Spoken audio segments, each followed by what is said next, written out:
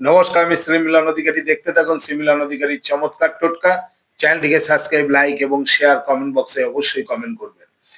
আগামী 26শে ফেব্রুয়ারি শিবরাত্রি।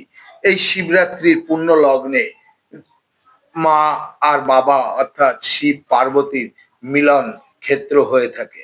পার্বতীর কোনো বাক্য দেবাদিদেব মহাদেব ফেলতে পারে না।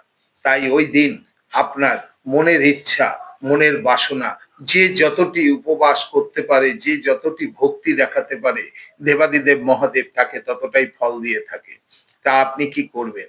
আপনি ওই দিন একটি বিল্বপত্র নিয়ে যে দিকটা পেলেন আছে ওই দিকে মধু মাখিয়ে দিন। মাখিয়ে 7টি কালো তিল দিন, একটি গোলমরিচ দিয়ে দেবাদিদেব মহাদেবকে আপনার মনের বাসনা বলে নিবেদন করুন। আর ওই সময়কালে এই মন্ত্রটি যতবার খুশি জপ করতে পারেন। ওম নমঃ শিবায় মনস্তভাং।